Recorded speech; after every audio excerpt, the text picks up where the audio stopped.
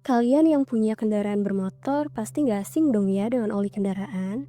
Oli ini biasanya diganti setiap beberapa bulan sekali atau setelah mencapai jarak tempuh tertentu sesuai rekomendasi produsen. Tapi ada aja nih yang mikir, kalau penggantian oli itu cuma konspirasi perdagangan. Karena katanya, kan oli cuma muter-muter di situ aja. Padahal itu salah besar. Nanti kita akan bahas itu. Sekarang kita akan bahas mengenai bahan dasar oli kendaraan bermotor. Tahukah kalian, lebih dari 90% komposisi oli kendaraan terdiri dari minyak dasar, atau yang dikenal sebagai base oil. Oli kendaraan yang paling umum di pasaran adalah oli mineral, yang dibuat dari mineral base oil. Nah, mineral base oil ini berasal dari minyak bumi yang diolah melalui proses distilasi. Sekarang, kita bahas lebih dalam bagaimana sih proses terbentuknya minyak bumi hingga menjadi mineral base oil. Mungkin ada yang pernah dengar kalau minyak bumi berasal dari fosil dinosaurus. Itu salah ya.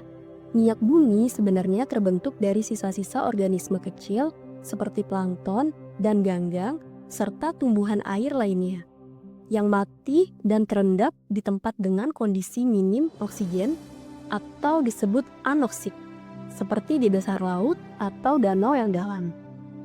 Proses ini tentunya nggak instan. Setelah organisme-organisme tersebut mati, mereka terendap di dasar laut dan terurai oleh mikroorganisme anaerobik. Proses ini menghasilkan bahan organik kompleks yang disebut kerogen. Kerogen yang terperangkap di sedimen kemudian terkubur jauh di bawah permukaan bumi, di mana ia terkena suhu dan tekanan tinggi. Seiring waktu, kerogen terurai menjadi minyak mentah dan gas alam. Proses ini memakan waktu jutaan hingga ratusan juta tahun. Karena itu, minyak bumi digolongkan sebagai sumber daya tidak terbarukan.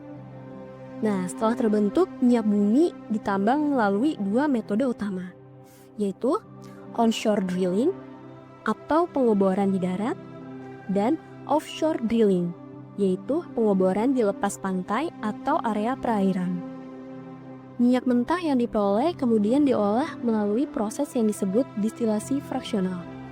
Proses ini memanfaatkan titik didih masing-masing senyawa hidrokarbon untuk memisahkannya di dalam kolom fraksinasi.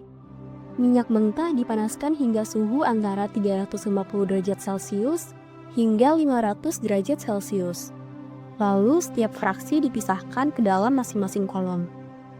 Pada kolom paling atas, di suhu kurang dari 25 derajat Celcius, diperoleh liquid petroleum gas yang digunakan untuk bahan bakar kompor masak. Lalu, pada kolom di bawahnya, di suhu 25 derajat Celcius sampai 50 derajat Celcius, diperoleh gasolin atau bensin yang biasa digunakan sebagai bahan bakar kendaraan bermotor. Kemudian, pada kolom bawahnya lagi, di rentang suhu 60 derajat Celcius sampai 180 derajat Celcius, diperoleh naptanik yang digunakan untuk bahan kimia industri. Lalu, rentang suhu 180 derajat Celcius sampai 220 derajat Celcius, diperoleh parafin atau kerosin sebagai bahan bakar pesawat.